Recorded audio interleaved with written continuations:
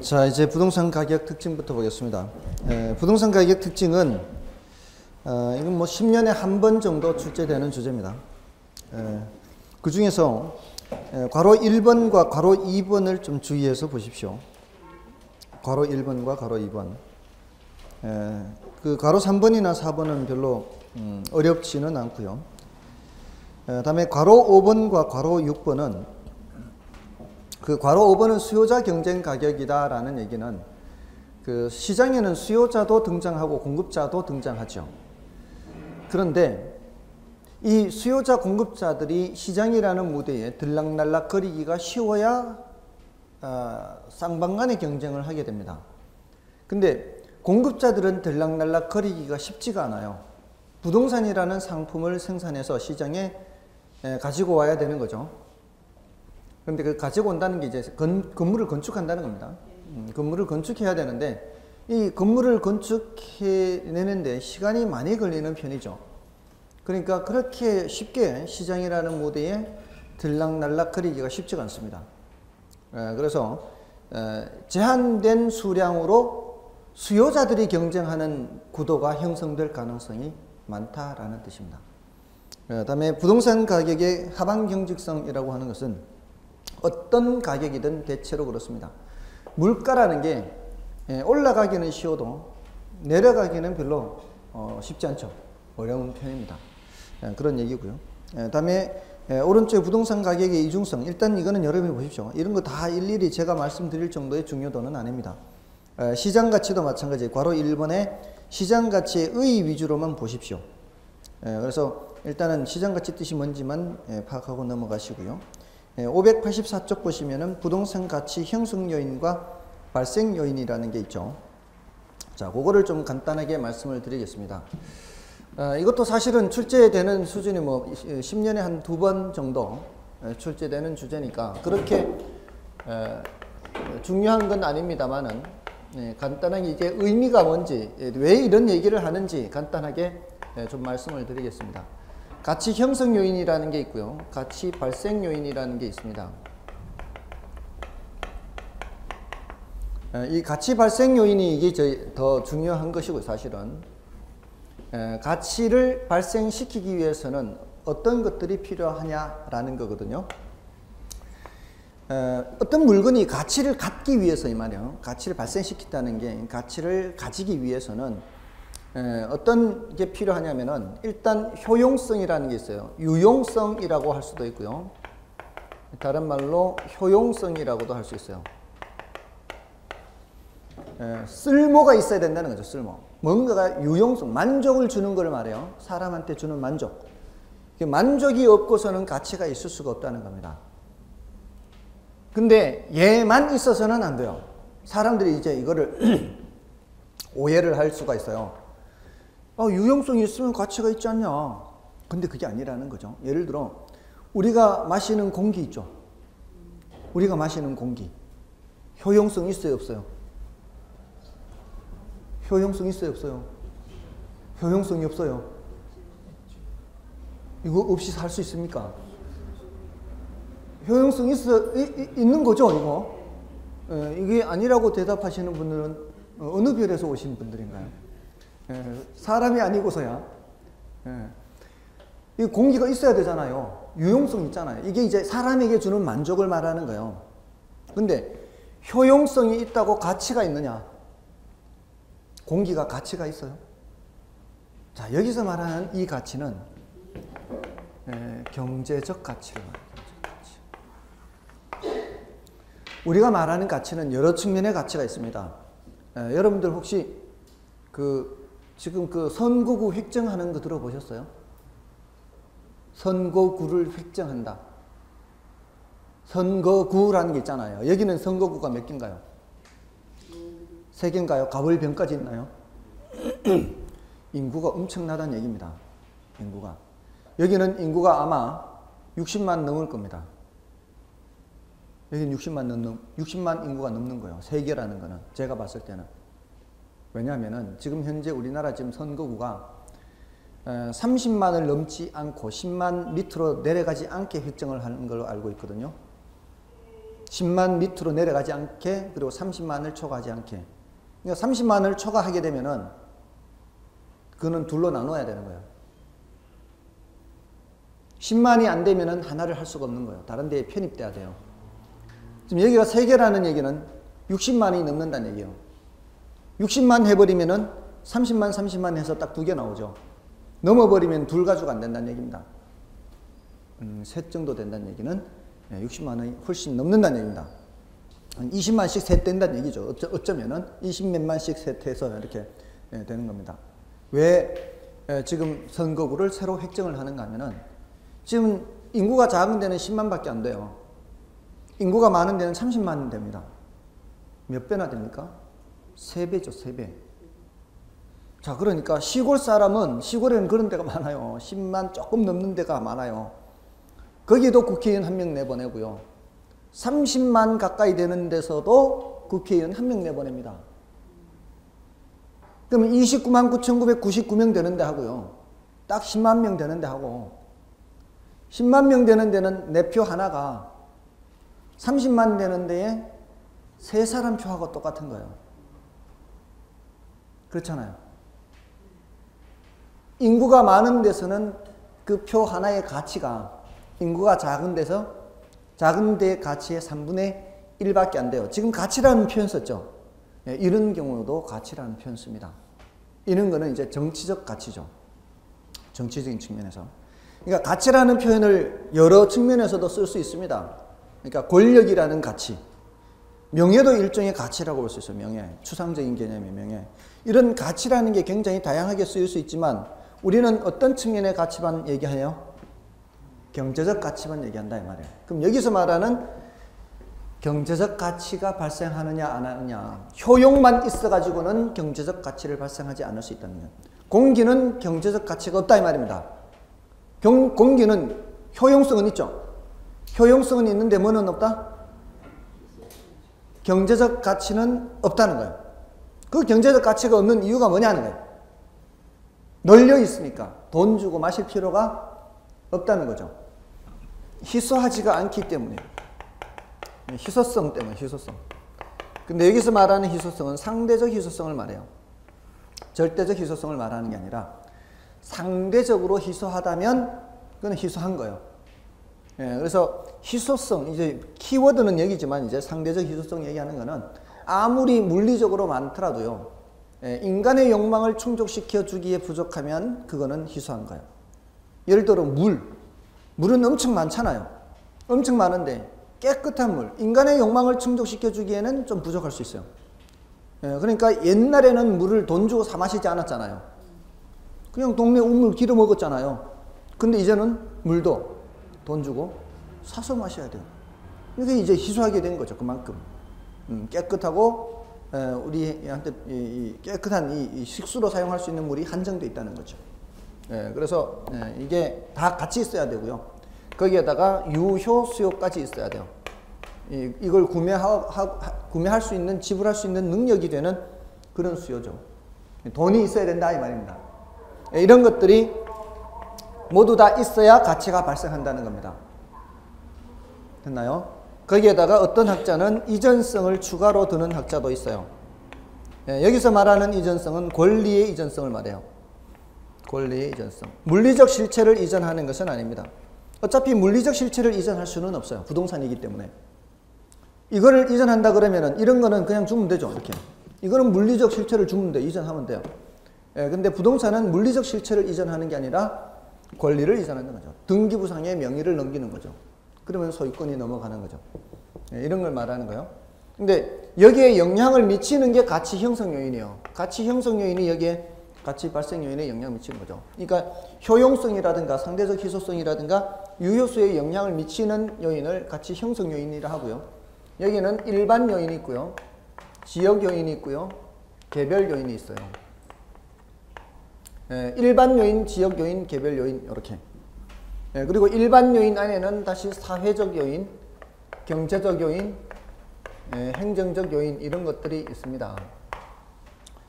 그리고 지역 요인 하면은 그 지역에서 얘기하는 요인들을 말해요. 그러니까 일반 요인은 전반적인 요인을 말해요. 사회적 요인의 대표적인 것은 인구 같은 거예요. 인구. 근데 인구는, 자, 앞으로 우리나라의 인구가 증가하는 속도가 점점 어떻게 해요? 증가하는 속도가 점점 둔화되고 있죠. 그러면은 그것만 놓고 보면은 부동산 수요는 점점 둔화되겠죠. 부동산 수요 증가하는 게 둔화되겠죠. 자, 그런데 우리나라 소득 수준은 점점 어떻게 되고 있어요? 조금씩이라도 늘어나고 있죠. 소득 수준 증가하는 걸로 봐서는 부동산에 대한 수요는 증가하겠죠. 그러니까 각 개별 요인만 놓고 보자는 거죠. 어떤 요인을 놓고 보면은 소득은 이 경제적 요인이에요. 요걸 놓고 보면은 수요가 좀 증가할 수도 있겠다. 근데 요 요인은 사회적 요인, 인구를 놓고 보면은 수요 증가가 둔화되겠구나 생각할 수 있잖아요. 각각에 대해서.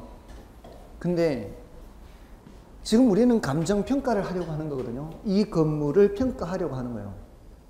이 건물을 평가하려고 할 때 장기적으로 앞으로 흐름을 볼 때는 대체로 어떻구나 이렇게 얘기를 할 수 있지만 지금 우리는 뭐 하려고 하는 거예요? 이 건물의 가액을 지금 당장 평가하려고 하는 거죠. 그럴 때는 이런 거 필요 없어요. 일반 요인은 별로 필요가 없다고. 감정 평가할 때는.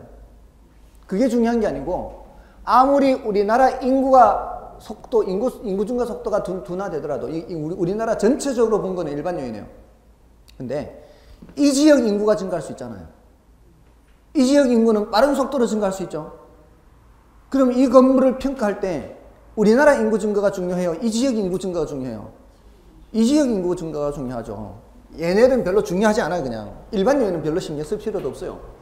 그러니까 사실은 지역의 사회적 요인, 지역의 경제적 요인, 지역의 행정적 이게 중요하다고요. 이게. 아시겠어요? 그래서 지역 수준의 사회적 요인, 그 지역의 인구, 그 지역의 소득, 그 지역의 규제 같은 거예요. 거기에 따라 이 부동산의 가격이 달라질 수 있는 겁니다. 그렇죠? 네, 그런 것들을 지역 요인이라 그래요. 그럼 그 지역 전체가 다 영향받는 걸 말하는 거예요. 근데 개별 요인은 그 각 개별 부동산에 대한 요인을 말하는 거예요. 요 바로 이 각지라 그래요. 이 모퉁이 땅에 있는 건물이냐, 지하철역에서 가깝냐, 막 이런 것들, 버스 정류장이 바로 앞에 있냐, 횡단보도가 바로 앞에 있냐, 이런 각 개별적인 사정 때문에 가치가 달라질 수 있죠.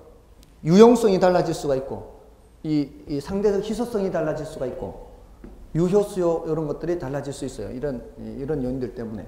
그래서 얘네들이 어디에 영향을 미치는 거예요? 특히 요놈, 지역 요인하고 개별 요인, 특히 요 두 놈이에요. 얘는 그렇게 크게 중요하지 않고요. 얘네들이 유용성이나 상대적 희소성이나 유효성 여기에 영향을 미치는 거예요. 가치 형성 요인이 가치 발생 요인에 이렇게 영향을 미치는 거예요. 아시겠죠? 예, 각 개별 요인으로 바로 앞에 횡단보도가 있으면 좋아요, 안 좋아요? 이 점포가 있는데 점포 바로 앞에 횡단보도 있으면은 유용성이 좋죠, 이게. 효용성이 높아요. 뭐 이런 것들이 영향을 미치는 거예요. 됐나요? 이런 구조로 돼 있다는 거예요. 이런 구조. 가치 형성 요인이 가치 발생 요인에게 영향을 미치고 결국 얘네들이 수요 공급에 영향을 미쳐서 가격이 결정돼요. 이런 구조라는 겁니다. 쉽게 말하면 그냥 형이 동생한테 영향을 미친다 이렇게 하면 돼요. 형이 동생한테 영향을 미친다. 형의 이름은 일지계고요. 동생의 이름은 유상유예요. 이런 좀 그냥 간단하게만 해두시라고요. 됐나요? 형의 이름은 누구라고요? 일지계. 동생의 이름은 유상유예요. 자, 그러면 되겠습니다. 자, 그 584쪽에 보시면은 부동산 가치 형성 요인, 그 의의나 뭐 일반적인 일거는 보시되 내용이 많지는 않죠, 지금 우리 교재에 있는 거는. 584쪽에 참고 박스가 있죠. 참고 박스의 항목이 굉장히 많죠. 이거 외우는 거 아니에요. 뭐 외울 생각도 안 하시겠지만 외우는 거 아니고요. 그냥 참고로 보고 지나시면 돼요. 됐습니까? 네, 넘어가시고요. 지금 우리 교재는 584쪽, 585쪽 두 페이지에 걸쳐져 있죠. 어떤 교재는 이게 한 10페이지에 걸쳐 있어요. 이 내용이. 예, 근데 그 10페이지에 있는 내용을 제가 지금 이 강의하는 교재가 지금 무려 3가지나 돼요. 이것도 있고 다른 것도 있고 다른 것도 있는데, 지금 다른 교재를 수업을 할 때는 이것만 타이틀만 따로 뽑아내야 돼. 그 속에 잡다 한글을 버리느라고 지금 엄청 애를 쓰고 있어요. 이거 하지 마세요, 하지 마세요, 하지 마세요. 그러니까 그렇게 많이 할 필요 없이 그냥 이렇게 딸랑 이런 정도만 하면 충분하고요. 다음에 이제 586쪽에 부동산 가격 재원칙이죠. 자, 요거는 지금 이거를 다 하기는 어렵습니다. 이게 지금 그나마 우리는 5페이지 정도밖에 안 되는데, 그래도 이게 5페이지도 좀 많아요. 사실은 공부하기가. 가격 재원칙은 모든 원칙이거든요. 모든 원칙. 이게 모든 원칙. 요거를 이제 좀 간단하게 말씀을 드리겠습니다. 이게 그 최유효 이용 원칙도 있고 여러 가지 원칙이 있거든요. 이 우리 교재에 있는 걸로 보자면은 괄호 2번에 최유효 이용 원칙이 있죠. 그 밑에 괄호 3번에 보세요. 최유효 이용 원칙의 내부 관련 원칙에서 반괄호 1번부터 반괄호 4번까지 4가지가 있죠. 또 넘어가시면 최유효 이용 원칙의 외부 관련 원칙에서 적합의 원칙, 경제 원칙, 그다음에 외부성의 원칙. 자, 이렇게 3가지가 있죠. 벌써 몇 가지? 8가지죠. 그다음에 괄호 5번에 최유효 이용 원칙의 토대가 되는 원칙의 변동의 원칙, 예측 원칙 2개 있죠. 10가지죠. 괄호 6번에 대체 원칙, 수요 공급의 원칙, 기회병 원칙 13개죠. 다른 교재는 이거보다도 더 집어넣었어요. 더 많아요. 지금 13가지나 돼요. 여기만 해도. 우리 교재만 해도 13가지고요. 다른 데는 뭐 15가지 뭐 이런 데도 있어요. 이거를 다 하기가 쉽지 않겠죠. 그래서 요 중에서 중요한 몇 가지를 집중 공략해야 돼요. 그 중요한 몇 가지가 우리 시험에서 자주 등장했던 것들이에요. 자주. 그 자주 등장한 게 5가지 정도가 돼요. 5가지. 요거는 집중 공략해야 돼요.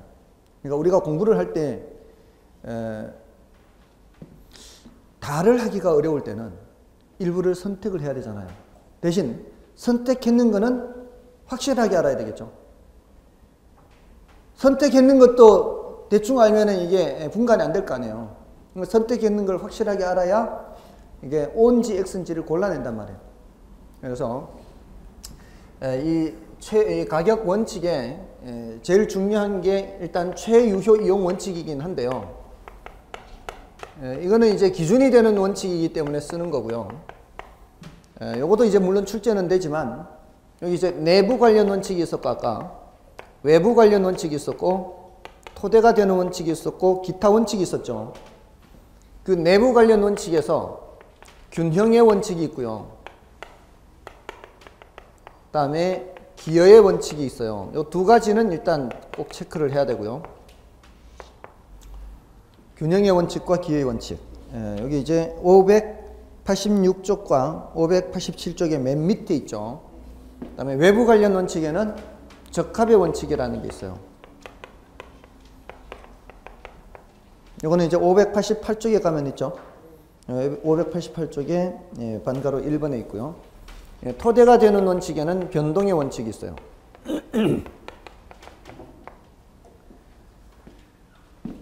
다음에 이제 기타 원칙에서는 간접적으로 관련되는 원칙에서 여기는 대체 원칙이에요.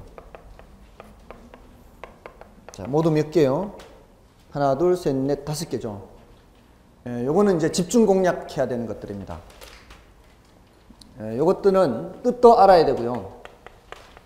감정평가에 적용되는 것도 알아야 돼요.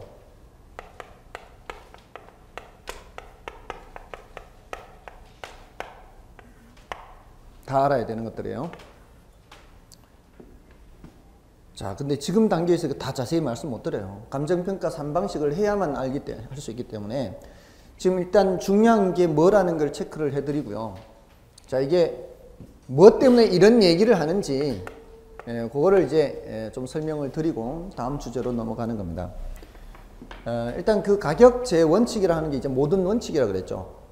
이거는 뭔가 하면은 그 부동산의 가격이라고 하는 게 또는 가치라고 할 수 있어요. 이제 보통은 가치와 가격을 이렇게 구별을 하지 않고 함께 쓸 수도 있어요.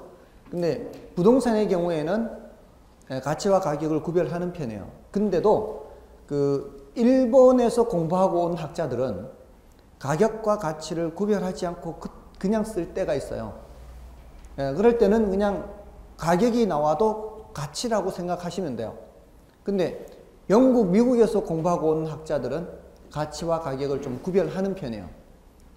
그럼 어떻게 구별하느냐, 우리가. 이 사람이 미국에서 공부하고 온 사람인지 일본에서 공부하고 온 사람인지 어떻게 구별하느냐. 질문을 보고 구별하면 돼요. 질문에서 가격과 가치에 대한 다음 설명 중 이렇게 나오잖아요. 이러면은 미국에서 공부하고 온 학자예요. 가격과 가치에 대한 다음 설명 중 옳지 않은 것은, 일단 가격과 가치를 따로 얘기하고 있잖아요. 가격과 가치를 따로 얘기하고 있잖아요, 지금. 그러면 어디서 공부하고 온 사람들이요? 미국에서 공부하고 온 사람이에요. 그러니까 가격과 가치를 따로 얘기 안 하면은 그냥 가격은 가치나 같다라고 생각하시면 돼요. 어쨌든 지금 이 가치가 어떤 원리에 따라 형성되는지를 보는 거예요. 제가 지난 입문 과정에서 진품명품 말씀을 드렸어요. 진품명품을 보면은 그 이제 패널들이 나오고 그게 이제 감정위원들이 나온단 말이에요. 근데 그 감정위원들이 패널들한테 힌트를 줘요. 그 패널들은 전문가가 아니기 때문에 써내는 금액이 터무니없는 금액이 될 때가 있잖아요. 이게 재미라는 것이 어느 정도는 이게 근처에 가야 재미있지 않습니까? 터무니없이 떨어지면 재미가 없잖아요. 그러니까 패널들이 근처에 가는 가격을 좀 알아맞추게 하기 위해서 감정위원이 힌트를 주는데 이런 힌트를 줍니다. 제작 연대가 50년 앞설수록 금액이 얼마씩 올라간다. 또는 흠이 있느냐 없느냐에 따라서 가격 차이가 얼마나 난다. 희소한 정도에 따라서 어느 정도 차이가 난다. 이런 얘기를 해주죠.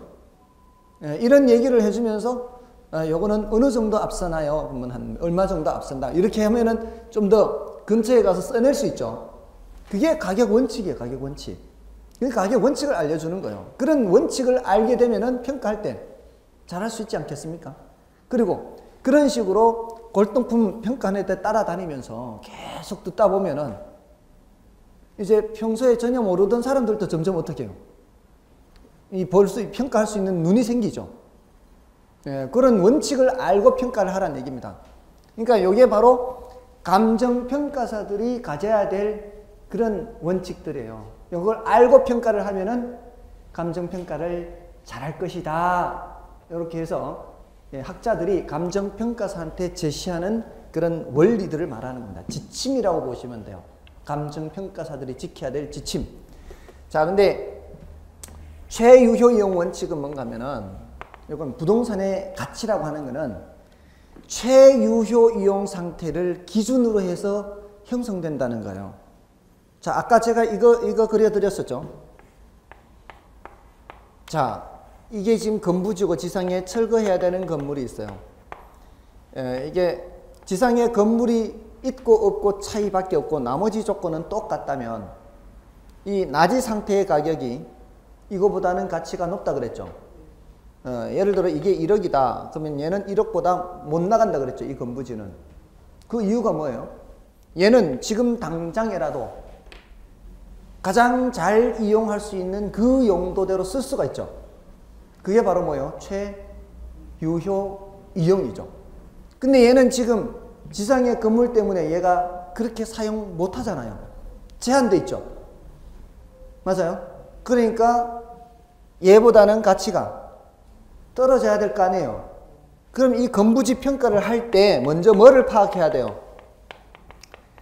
건부지 평가액을 파악을 하기 전에 뭐를 알아야 되는 거예요? 얘를 알아야 되는 거죠. 얘를 알아야지. 얘가 가장 잘 이용하는 용도가 뭔지를 알아야죠.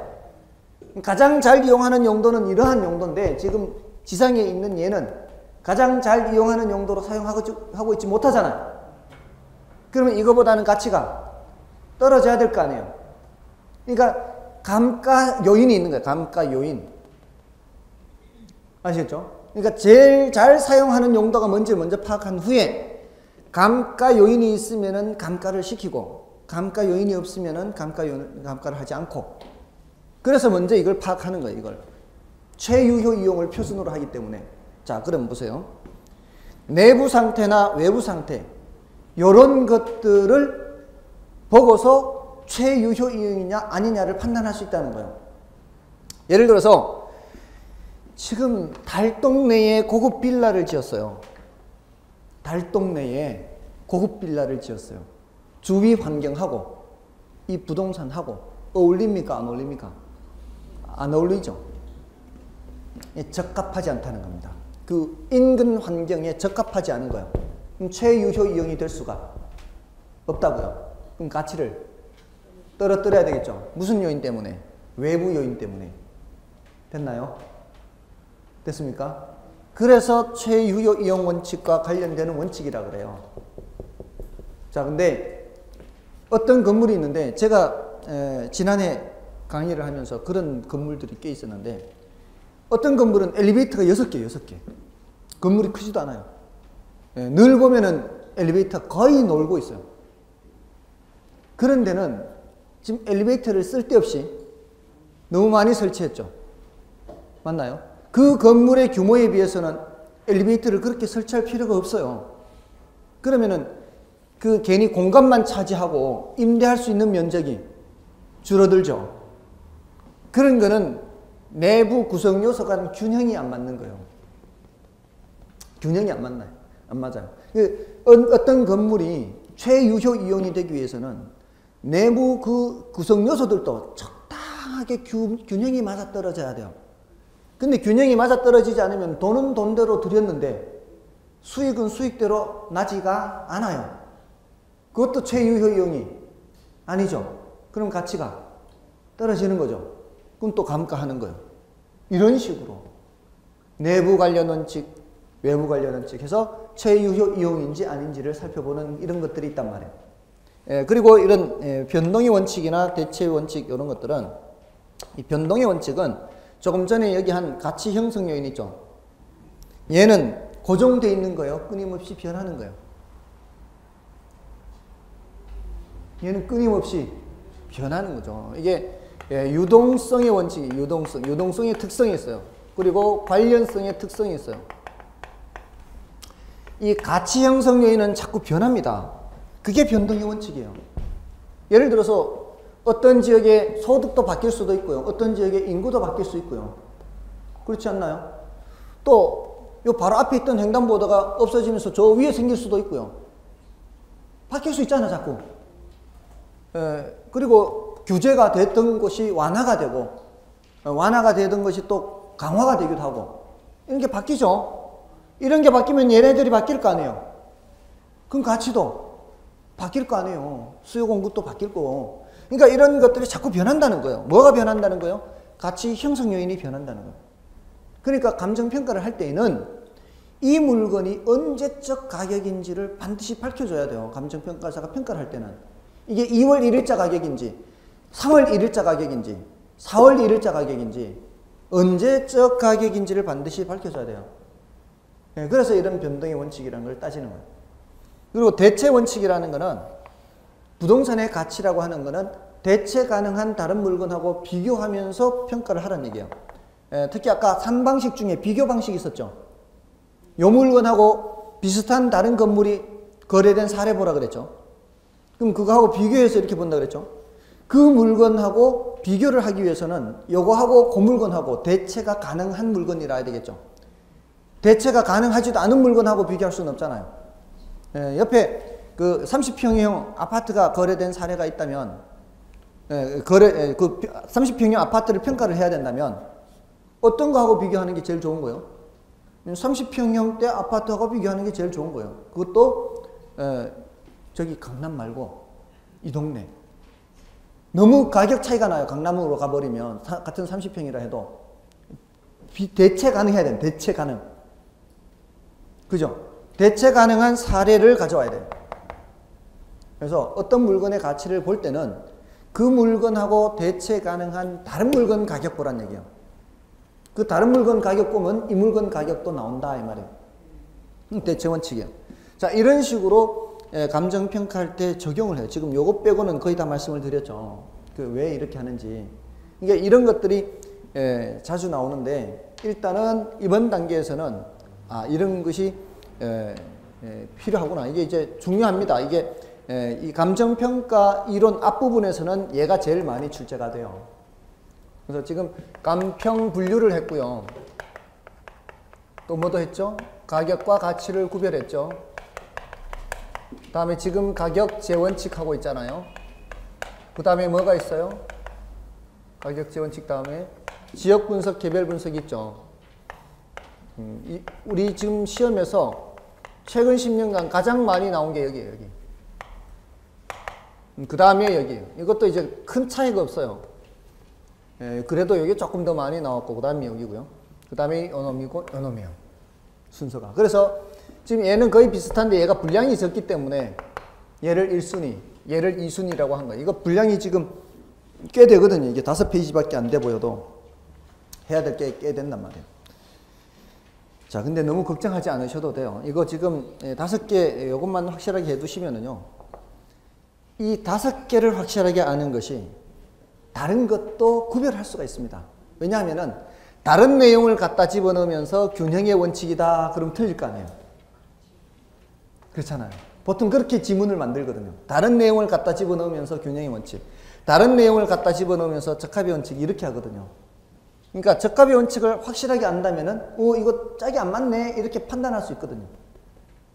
그래서 이렇게 자주 출제되는 거 몇 가지만 확실하게 알아도 충분히 구별할 수 있습니다. 그리고 나중에 계속 문제를 풀다 보면은 계속 반복해서 이 표현이 나오게 되면은 구별할 수가 있습니다. 다음에 이제 591쪽의 지역 분석 및 개별 분석을 좀 보겠습니다. 자, 이 지역 분석 및 개별 분석. 자, 요거는 지금 오늘 그 감정 평가론이 좀 어렵죠. 이런 말들 들어본 적이 별로 없죠. 그렇나요?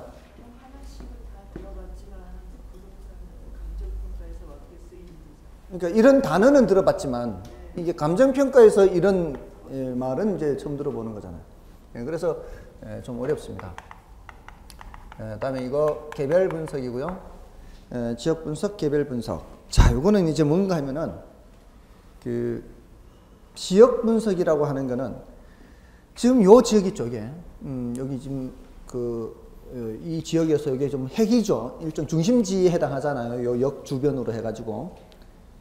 자, 요 지역에 요 물건이 지금 평가 의뢰가 들어왔단 말이에요.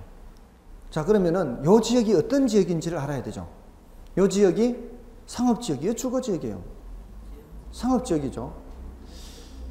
물론 여기에 규모가 좀 커서 그런데 규모가 작은 경우라면 주거지역에도 이런 점포 있을 수 있죠. 규모가 좀 작다면은 있을 수 있지 않나요? 혹시 공법에서 학원이 주거지역에 있을 수 있나요? 학원이? 1종 근생, 2종 근생 나오죠? 규모에 관계없이 가능한가요? 학원이? 아직까지 거기에 대한 대답을 할 내공은 아닌가요? 예? 2종 근생 가능한 주거지역에?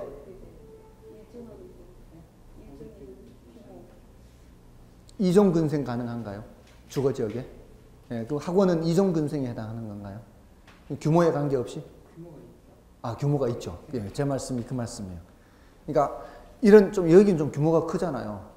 이렇게 규모가 큰 학원은 이종 근생에 해당하지 않을 수가 있거든요. 그러니까 앞으로 그런 거 다 보고 해야 돼요. 여러분들 나중에 중개하실 때도 그 중개 사고라는 게 터무니없이 발생할 수 있어요. 그 법 규정은 다 있지만 그걸 다 알 수가 없잖아요. 일일이 그걸 다 살펴보면서 중개할 수가 없거든요. 그래서 경우에 따라 저기에 전화를 할 때도 있거든요. 도시계획과 뭐 이런데 지금 여기에 건물이 있는데 여기에 어떤 업종이 들어올 수 있느냐. 건물은 있는데 업종이 어떤 업종이 들어올 수 있는지 이제 의뢰를 할 때가 있잖아요. 물어볼 때가 있잖아요. 공무원이 된다 그랬어요. 된다 그래서 중개했어요. 중개해가지고 인테리어까지 다 했어요. 그래가지고 나중에 뭐 이렇게 또 뭐 사업자 등록하고 뭐 이런 과정에서 이 건물에는 그게 들어올 수가 없는 거예요. 인테리어까지 끝났어요. 골치 아프죠? 이러면 이제 중개 사고가 날 수 있는 거예요. 제대로 확인 안 했잖아요. 자, 근데 나는 누구한테 가서 하소연해야 돼요? 전화했잖아요, 전화. 공무원한테 가서 하소연해야지. 근데 공무원은 내가 언제 그러냐 그럴 거 아니에요. 그러니까 그럴 때는 될 수 있으면 문서로 받는 게 좋아요. 문서로. 문서로. 아시겠어요? 그런 경우는 확실하게 해야 되는 거는 그런 경우는 진짜 서류 첨부해서 이렇게 중개하는 겁니다. 문서를 통해서. 그러면은 그 문서를 나중에 제시하면 공무원 할 얘기 없잖아요. 그죠? 그럴 수도 있단 말이에요. 그러니까 그런 것들을 꼭 확인을 할 필요가 있는 겁니다. 자, 어쨌든 조그만 점포라고 칠게요. 그러니까 조그만 점포입니다.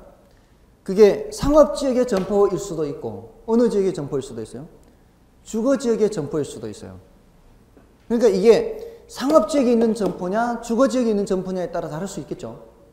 또 같은 상업지역이라 할지라도요. 여기 주변하고 저 밑에 다른 상권 주변하고 또 다를 수 있죠. 다를 수 있거든요. 그러니까 이게 어떤 지역인지를 밝혀줄 필요가 있다는 거예요. 똑같은 건물이라 해도 똑같은 설계도면에 의한 똑같은 건물이라 해도 이 지역에 있느냐 저 지역에 있느냐에 따라 가격이 달라질 수 있다고요. 그러니까 그 지역이 어떤 지역인지를 파악하는 게 바로 지역 분석이요. 그 어떤 지역인지를 파악한다는 게 표준적 이용을 파악하는 거예요. 표준적 이용. 가장 일반적인 이용을 표준적 이용이라 그래요. 그러니까 눈 감고 이렇게 부동산을 딱 찍었을 때 가장 많이 잡히는 용도, 그게 바로 표준적 이용이에요. 그러니까 눈 감고 찍었는데 주택이 제일 많이 잡히더라. 그럼 거기는 무슨 지역이에요? 주거지역이 주거지역. 주택이 제일 많이 잡히면. 근데 가끔가다 점포가 잡힐 수도 있잖아요. 가끔가다 점포가 잡히는 거는 이거는 표준적 이용이 상업지역이 아닌 거예요. 상업용이 아니에요. 표준적 이용은 주거지역이에요. 근데 그 안에 뭐도 있을 수 있다는 거예요. 상업용 건물도 있을 수 있다는 얘기입니다. 표준적 이용은 가장 일반적인 이용을 말하는 거예요. 가장 일반적 이용. 그리고 그 지역의 가격 수준을 파악하는 거예요. 가격 수준. 여기는 자 이렇게 얘기하는 겁니다. 단독주택 위주의 주거지역으로서 이렇게 나오는 거예요. 단독주택 위주의 주거지역이다 이렇게 얘기하는 거는 단독주택만 있다는 얘기가 아니라 다른 용도도 있다 이런 얘기입니다. 그리고 가격 수준은 평당 1,000만 원에서 1,200만 원을 오르락 내리락 하는 정도다. 그 내외 범위 내에 있다. 이게 가격 수준을 판정하는 거예요. 가격 수준. 모두 다 땅값이 똑같을 수가 없잖아요. 그 지역 내에. 그리고 개별 분석이라는 거는 구체적으로 그 부동산의 최유효 이용을 판정하는 거예요. 가장 잘 이용하는 용도가 뭔지 파악하는 게 바로 개별 분석이야.